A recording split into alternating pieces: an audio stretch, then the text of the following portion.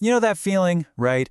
When you're at a crossroads and you ask the universe, just give me a sign. Tell me I'm on the right path.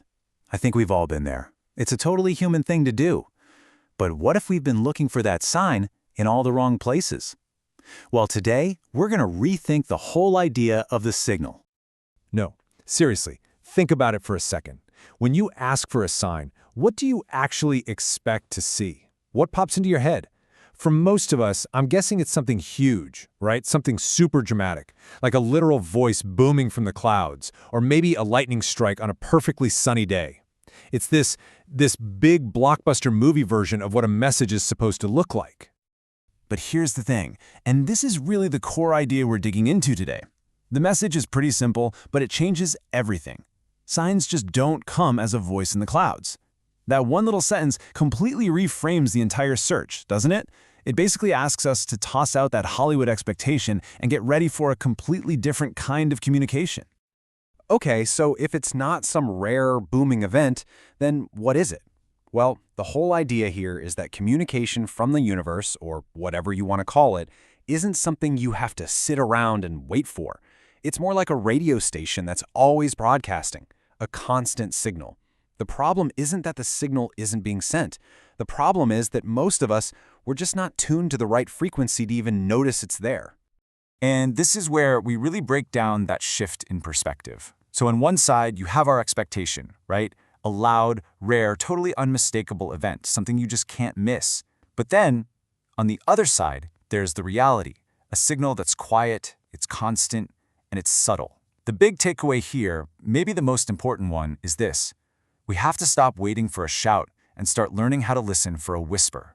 And this is so important because it changes everything. It shifts us from just passively waiting around for guidance to becoming active participants in our own lives.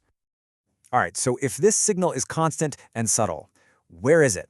I mean, where are these whispers actually coming from? The really cool part is the answer. They're woven directly into the fabric of our everyday lives. They come through these channels that we experience all the time, but usually just brush off or dismiss. So let's start with the most personal one of all, intuition. You know exactly what I'm talking about. It's that gut feeling, that inner knowing when you can't logically explain how you know it. It's that little hunch that tells you, hey, turn left here, or you should really call that person. That feeling, right there, that's what we're talking about. That's channel number one.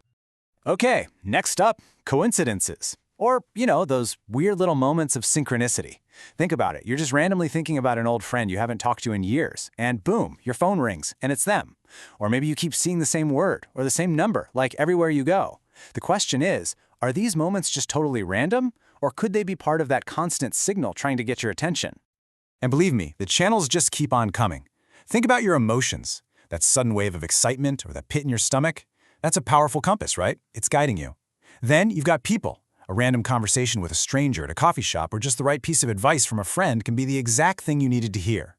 And ideas. What about that brilliant insight that just pops into your head in the shower, seemingly from nowhere? And of course, creativity. That amazing state of flow where you lose all track of time. Every single one of these is a potential channel for that signal to make itself known. But out of all these everyday channels, your intuition, other people, those random ideas, there's one that's said to be the most powerful, the most profound, and for sure the most overlooked. And honestly, it's a total paradox. Just let that sink in for a second. Silence is often the loudest channel. I mean, think about the world we live in. It's just constant noise, right? Notifications, alerts, distractions. So the idea that the most important messages might be hiding in the complete absence of all that noise, that's pretty revolutionary. And really, that brings us right to this question. When you finally actually turn off all the external noise, what's left? What can you hear when there's nothing else to hear? See, it's in that quiet space that all those other signals, that gut feeling, that sudden idea, they finally have enough room to breathe, to emerge, and for you to actually notice them. So when you boil it all down, the crucial point isn't about trying to get new messages sent to you. It's all about learning how to listen in a totally new way. It's about tuning your perception to notice the quiet, constant communication that's already happening all around you and inside you. And why does this matter? Because it's the key. It's the key to feeling more connected, more guided, and way more in tune with your own path day in and day out. So how do we actually do this? Well, here's a really simple, practical framework. First things first, step 1. You gotta consciously let go of that voice in the clouds expectation. Just drop it. Step 2. Start paying real attention to those subtle channels during your day. Your gut feelings, weird coincidences, your emotions. Just notice them. No need to judge them, just notice. And finally, step 3. You have to intentionally create little pockets of silence in your day. Turn off the podcast, put your phone down, and just listen. So I want to leave you with this one last thought to carry with you. As you go about the rest of your day, try looking at everything through this new lens, with this new way of listening. And just ask yourself, what message, what quiet, subtle signal might you have already missed today?